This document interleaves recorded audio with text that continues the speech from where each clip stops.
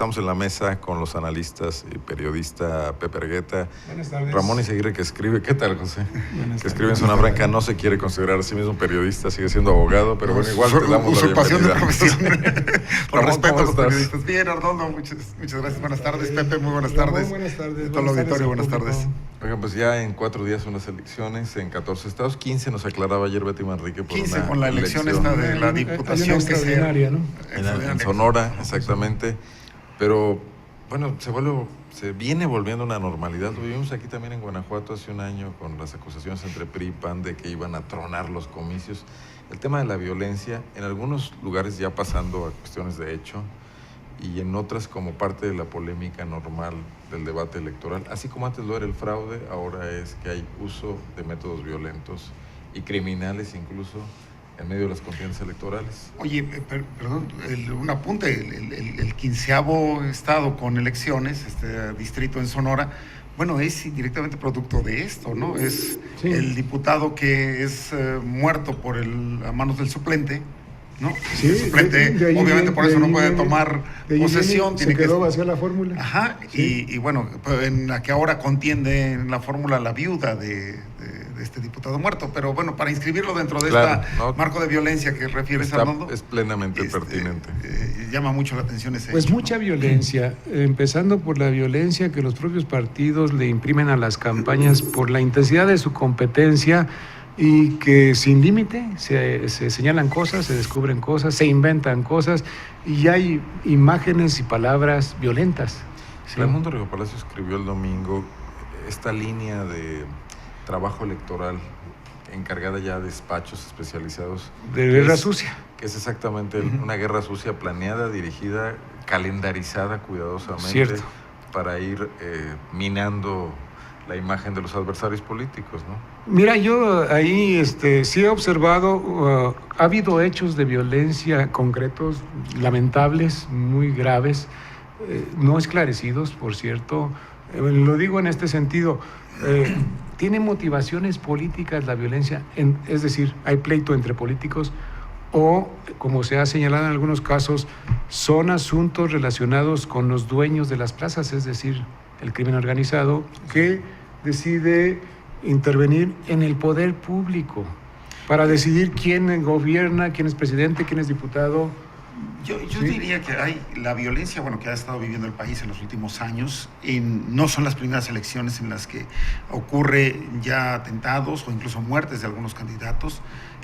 Sin embargo, como que ahora hay un efecto interesante y que creo que es al que se refería Arnoldo, este efecto en el que los partidos políticos se inscriben dentro de ella en términos a veces, diría algún político, sospechosistas, ¿no?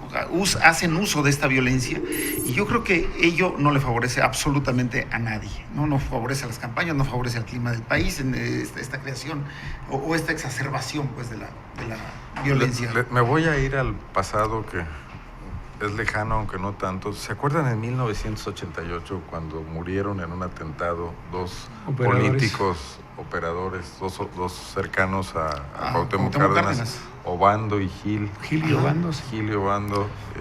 Eran los apellidos, uno era Gil y otro sí, Obando. Uno Gil y uno Obando. Unos días de la elección. Michoacanos, gente de las confianzas. Operadores de la campaña. Y los que traían los pormenores de la estrategia nacional. Cierto. Del día de la elección, ¿no? Sí. ¿Qué pasaría en este momento si eso ocurriera? En aquel tiempo se vivía otro país, fue 1988. Sí. El recato del propio Cárdenas lo hizo no utilizar esto como un argumento político. Sí, nunca quedó claro en una denuncia ante el Ministerio Público quedó. Una inculpación al Estado mexicano de que hubiese sido, al Estado priista, un atentado político. Que ya queda ocurrido un par de días antes de la aquella muy desafortunada frase de Fidel Velázquez de que había sido un pleito de cantina, tratando de desacreditar, de desviar, generando una hipótesis política. En aquella época el Estado conservaba el monopolio de un posible crimen de esa naturaleza. Por lo menos quedó así la imputación, la sospecha del imaginario público. Sí. Pero hoy eso está democratizada la posibilidad de ejercer ese tipo de hechos. Los puede hacer cualquier grupo delincuencial menor. Sí, pero... Que es parte de esta dilución del Estado, ¿no? Dilución del Estado que tiene mucho que ver con algo que hemos estado viendo en varios casos, que es la mezcla de la política y el crimen, y que es muy delicado. ¿Dónde empieza una cosa y termina y empieza la otra? Es decir, ¿hay verdadera competencia electoral en algunas partes o es una competencia por el poder que definen, insisto, los dueños de las plazas? ¿Sí? Utilizando toda la cuestión de los partidos que son demasiado permeables a estas cosas. Han hablado mucho de ahora garantizarse no postular a gente vinculada con estas actividades, ¿verdad? Pero el asunto se vuelve delicado porque hay otras competencias como esta tú que refieres de la lucha por el poder que lleve a crímenes políticos. Yo aventuraría una respuesta. Yo creo que no habría partido político que no lo usara. Así es. O sea, si hoy ocurriera este recato que hubo en el 88... O ni siquiera partidos, Ramón, grupos o ajenos grupos, a los partidos. Sí, o sea, estaría totalmente utilizable dentro de la campaña de una o de otra manera. Yo más bien no veo a los partidos haciéndolo.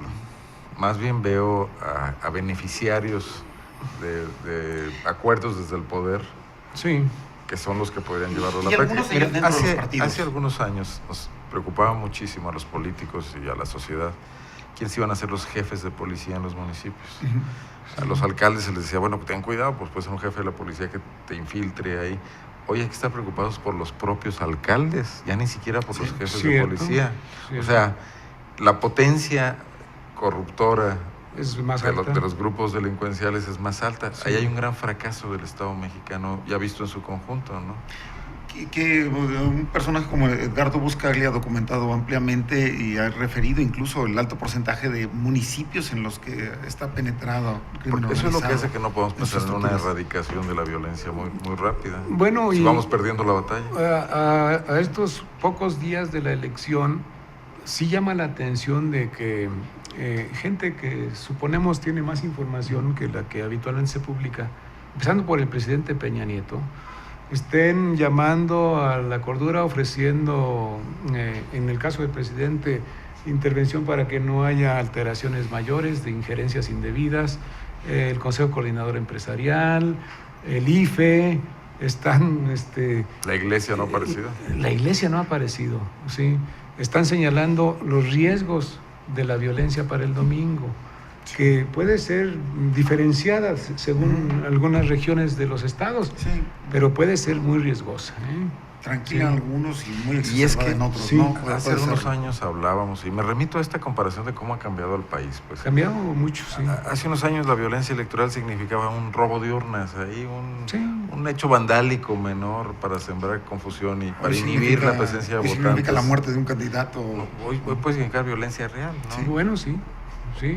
Y bueno, ha habido Bueno, candidatos, está significando muerte de candidatos, ¿no? y ha habido candidatos asesinados. En días recientes incluso. Sí, Estas así es. amenazas en una comunidad, creo que de Durango o Zacatecas, Ah, donde hay mensajes de que si apareció un solo voto por el PAN en un municipio, ajá. va a haber represalias contra el partido, Sí. el candidato de ese partido, En ¿no? Zacatecas, sí. Amenazas de muerte, ¿no? Sí, es cierto, es cierto.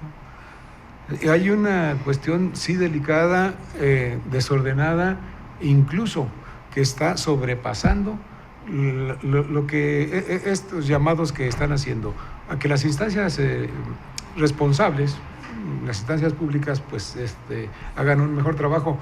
Aunque lo hicieran, en muchos casos estarían rebasadas. Claro. ¿Sí? No sé si están de acuerdo en que la elección de este domingo va a marcar la pauta de si la estrategia de Peña Nieto de empezar con esas reformas periféricas y tecnocráticas era la adecuada, o lo que le urgía al país era empezar con una reforma política y con una reforma en materia de seguridad, de las que dependería la tranquilidad para cualquier otra cosa, para lo fiscal, para lo energético, para las telecomunicaciones. Ya que lo mencionas, yo creo que la elección de esas reformas, las menos polémicas, tenían el propósito, lo están cumpliendo hasta ahora, de posicionar al gobierno Al PRI. de Peña Nieto y del PRI. Legitimar a un... Eso es una apuesta que no se puede censurar porque, Claro. digamos, es legítimo. Se le puede censurar a la oposición haberlo aceptado, ¿no? Así es. No a Peña Nieto No intentarlo. a Peña Nieto haberlo hecho para ganar un tiempo muy valioso. El problema es si a partir del 7 de julio empieza a terminarse ese tiempo. Yo sí creo que del 8 de julio hay una nueva relación con los partidos. O sea, algo, y entonces se sacude el pacto, por lo menos. Las otras reformas fuertes. Exactamente, por lo menos se sacude el pacto. Pero habremos perdido el tiempo para hacer la reforma. O sea, si lo que tenemos es una crisis de Estado, porque el Estado pierde hegemonía y potestad frente a otras fuerzas emergentes, delincuenciales o empresariales o de cualquier tipo, y ese Estado es el que tiene que llevar a cabo las reformas, y ahí no hablo del Estado, hablo de las cámaras, los partidos políticos, toda la estructura, no el PRI, pues, ¿no? Que gobierna coyunturalmente el Ejecutivo. El Estado político. Se habrá perdido el tiempo, Ramón y José, porque ¿cómo se va a...? Bueno, a menos que hubiera una gran conciencia de las fuerzas políticas que salían de estas crisis internas que tienen entre ellas, para de verdad plantearse la urgencia de lo que requiere el país. Michoacán sigue mostrando que no han avanzado en nada con la estrategia de militarización. No, al contrario. ¿No? Al contrario, yo creo que a 6 años de haberse iniciado esa guerra en Michoacán, las cosas están peor. Yo creo que va a costar mucho trabajo retomar un acuerdo hacia estos puntos a los que se refiere Arnoldo. O sea, no se daría, por lo menos, creo yo, lo digo así empíricamente, hasta la renovación de los liderazgos en los partidos nacionales, de PAN y PRD en ese orden. Tengo mis dudas. Y a partir de ahí reconstruir, tal vez. O sea, yo sí creo que el 8 de julio... Diría Marcelo Ebrard, tenemos sismo en el pacto, no sé de qué magnitud, pero habrá sismo en el pacto. Un verdadero acuerdo político trascendente y que implicara una visión revolucionaria incluso, tendría que tener sentado en la mesa López Obrador. Bueno, mira, sería motivo de una mesa más extensa estas cuestiones. La clase política... hay que revisar por qué va al pacto. Yo sostengo la tesis de que van por la conciencia de su propia debilidad como responsables de la conducción política del país. Están debilitados, desacreditados, la sociedad no cree en ellos, están conscientes de ello y esto se traduce en una disminución de poder. Por eso el pacto es una apuesta del conjunto, encabezada por Peña, ¿sí? Y, menos López Obrador. Bueno, que no dejó de obtener una votación notable. Es de las cuestiones que yo se le señalo al pacto de las limitantes. En el pacto están demasiado pocos para lo mucho que quieren hacer. Lo demasiado que quieren hacer. ¿Sí? Sí, tú señalas a López Obrador, yo he señalado, ¿dónde están los gobernadores? Por ejemplo. ¿Sí? Este país se compone de sus estados y es necesario revisar el pacto federal, por ejemplo, ¿no? Sí, tan solo lo que cambias en legislación, sí, pues tienes que tener el aval de las legislaturas locales en muchos de estos casos, sí, creo que es esencial, ¿no? Entonces, el pacto se acaba metafóricamente el domingo, tiene que necesita algo más que un adendum, pues. Sí. A partir de entonces. No, coincido con él, sí, es... Bueno, aquí lo dejamos. El domingo vamos a tener... El domingo, los días siguientes, tema para ver cuáles de las especulaciones que aquí formulamos tiene sentido continuar y en cuáles hay que regresarse y retomarlas. Así es, nadie tiene la última palabra. Pero otro tema que también está vinculado a la cuestión electoral es esto que está ocurriendo con las denuncias de corrupción. O sea, los granieres, que hay muchos ausentes, no están los Moreira, etcétera, el FEMAT en Aguascalientes, ahora Juan Manuel Oliva, subido ayer por el PRI al escenario.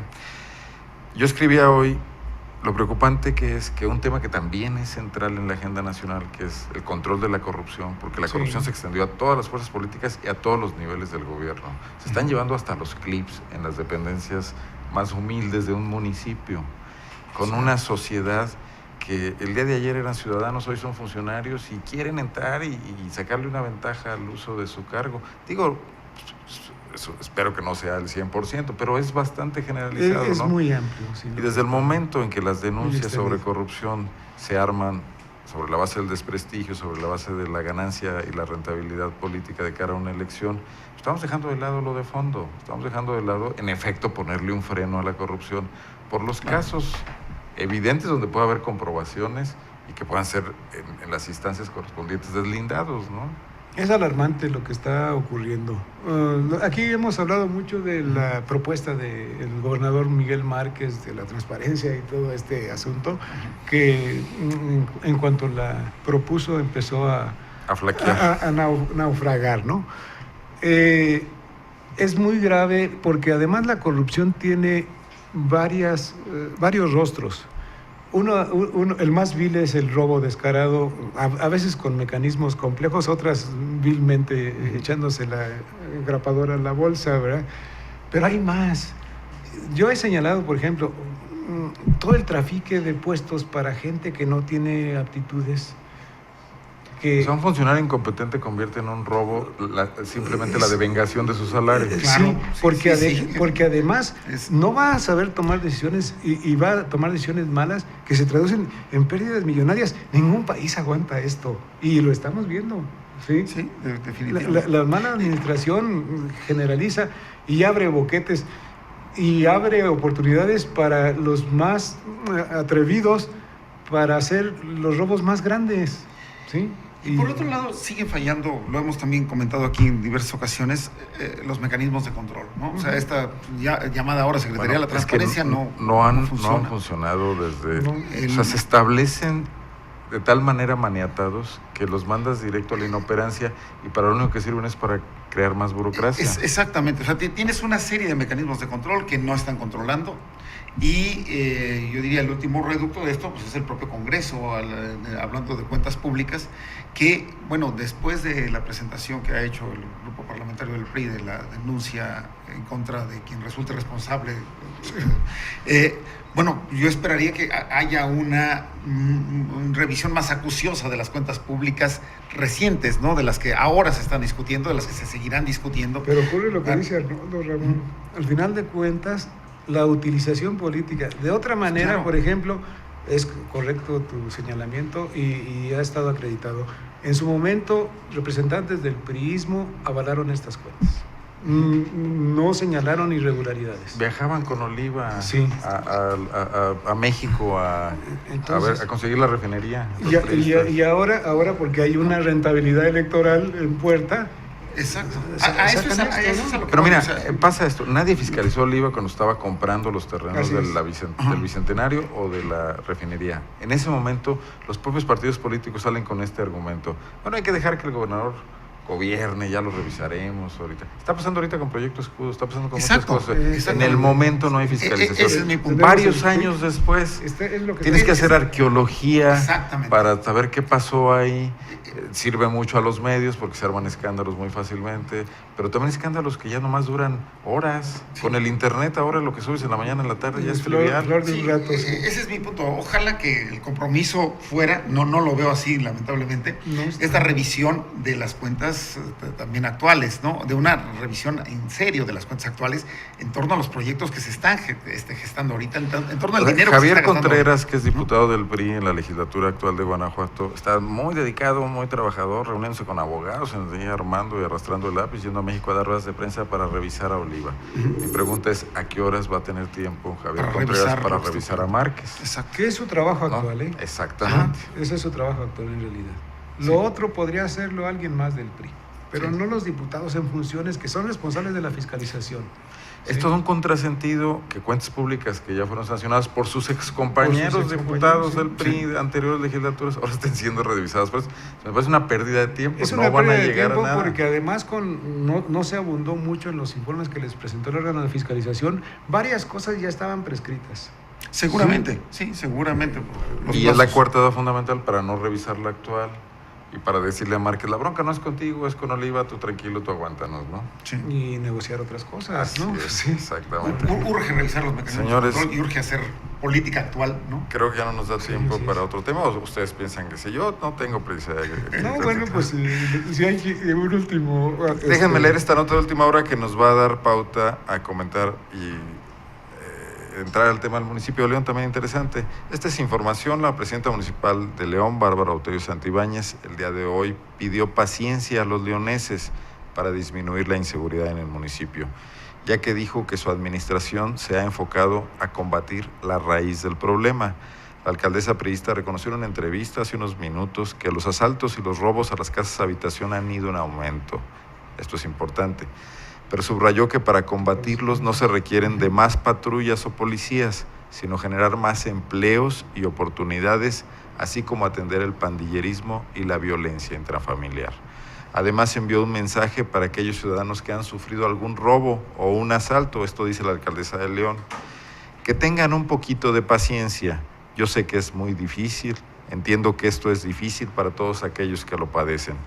Yo en lo particular reconozco que no es fácil, pero que estamos trabajando en ello y habrá resultados lo más pronto que se pueda.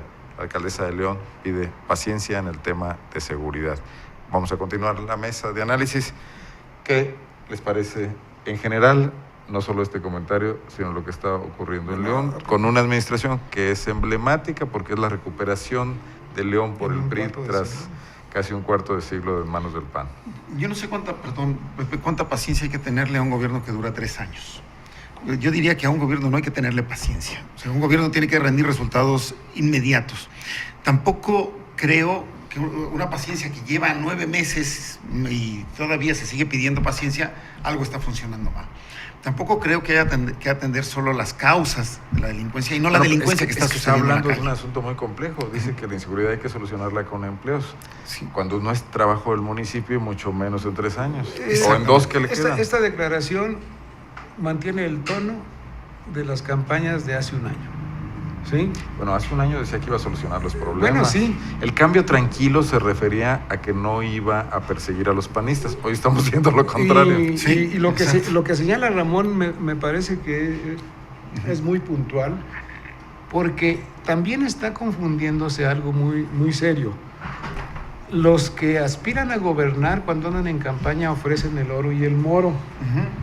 Lo que no nos ofrecen, y esa es la gravedad que quiero señalar, es capacidades. ¿Para qué quieren gobernar si van a llegar a experimentar y a ofrecer palmaditas a los ciudadanos por los problemas que no pueden resolver? Pero hay hechos objetivos que nos hablan de cómo están enfocando las cosas. Uno de ellos es este cambio donde el presidente del PRI, Fortino Bátres, va a ir a mercados para liberar la silla del PRI, porque Bárbara considera, es mi interpretación, que no se está haciendo lo suficiente por defender a su gobierno frente a los embates de Alfredo Lin en el PAN. Pero bueno, es todo un contrasentido. Mercados en León es una de las direcciones más complejas. Muy complicada. Es una ciudad de tianguis, es una ciudad con un problema de abasto importante que hay que solucionar, requiere especialización. Sí. Pero estás mandando a alguien que está fracasando en su anterior encomienda. O sea, no sabes si el de mercados funciona o no funciona. Lo que sabes es que Fortino Bátres no funcionó en el PRI. Sí. Digo, no me quiero referir al tema en concreto, creo que otros espacios habrá para revisarlo, sino a la manera de tomar decisiones. O sea, con ese tipo de metodología y de lógica, yo no veo que la paciencia que pide Bárbara Botello pueda realmente producir y paciencia de algo, ¿no? A ver, en este tema que es el más sensible para todo mundo, que es la inseguridad, no la seguridad, sino la inseguridad, el asunto es muy grave. ¿Se dejó de depurar a la policía? A ver, ¿sí? Ese es todo un caso. Está en suspenso. Sí. Hay 300 policías reprobados que no han sido dados de baja, que aproximadamente ya lo saben ellos desde el mes de febrero o marzo.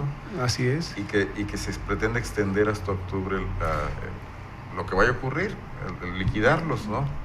Y junto con eso, la presidencia municipal de León no ha trazado una estrategia. Ese es el punto. O sea, yo lo escribo en la colaboración que aparece el día de hoy. No hay un proyecto. No hay. En León, ni en ningún municipio, no que yo lo conozca.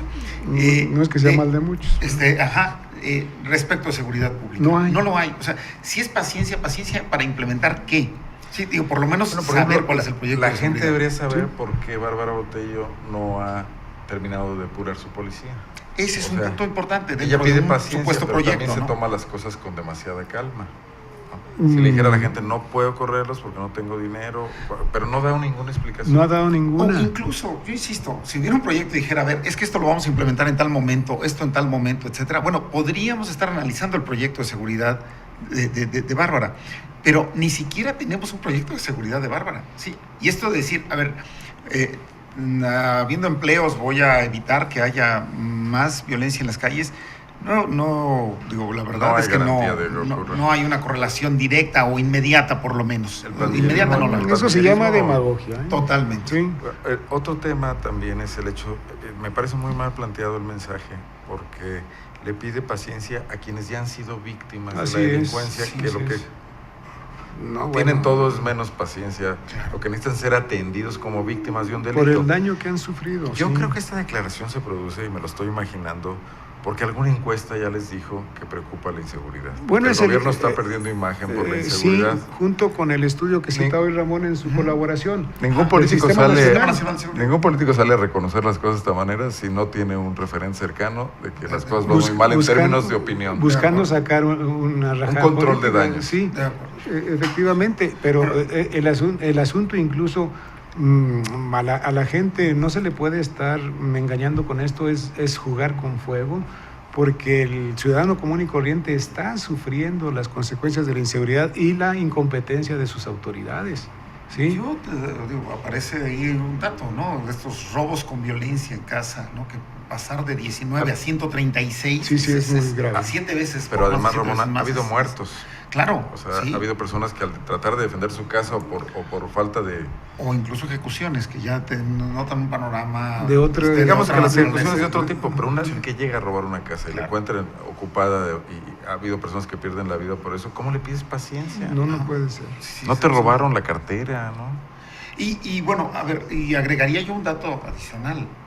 Cuando la sociedad se mueve y pide, por ejemplo, la alerta de género en el caso de los feminicidios que han ocurrido, lo que tiene enfrente es una respuesta de la autoridad negándola en lugar, o sea, Rechazo. por un lado pidiendo la colaboración de la sociedad y por otro lado cuando se da la colaboración de la sociedad a través de las organizaciones que han impulsado este tipo de cosas, que han anunciado incluso la presentación de un amparo en contra de la negativa a la alerta de género, resulta que la autoridad los para, ¿sí? Y dice no. Cuando lo hemos comentado también en este espacio, ¿no? La alerta de género no era más que un instrumento precisamente para evitar, pues, para poner a todas las autoridades en la misma frecuencia. ¿No? Ni siquiera eso se permite. Y abrir, porque aquí sí es algo que yo creo que los políticos le tienen pavor, abrir a las políticas públicas la intervención de los ciudadanos. Claro, ¿sí? claro. Porque son los que pueden hacer la diferencia. Es parte incluso de lo que le está fallando al Pacto por México y otros pactos porque se han replicado en algunos estados. Y todas estas instancias que se abren con consejos ciudadanos que son fachada, pero que no les dan posibilidades de intervención real, ¿sí? Definitivamente. Porque eso involucra también la evaluación de los propios funcionarios, Exactamente. ¿sí? Exactamente. Y de sus decisiones. Sí. Por eso impiden la intervención ciudadana, ¿sí? Y cuando se da, pues la mejor opción es pararla, ¿no? Es detenerla, No pasa sí. nada. Vamos a ver en qué para esto. Señores, nos alargamos un poquito. Creo que valió la pena. Vale la Gracias. pena. Nos vemos el próximo miércoles. De Gracias acuerdo. como siempre Gracias, por su Arnoldo. asistencia a Buenas esta tardes. mesa. José Argueta y Gracias. Ramón Izaguirre. Ya es un poco tarde, seguramente usted ya está comiendo y hará bien. Soy Arnoldo Cuellar, lo espero aquí mañana en punto de la 1 de la tarde en Zona Franca. Muy buenas tardes, pásela bien.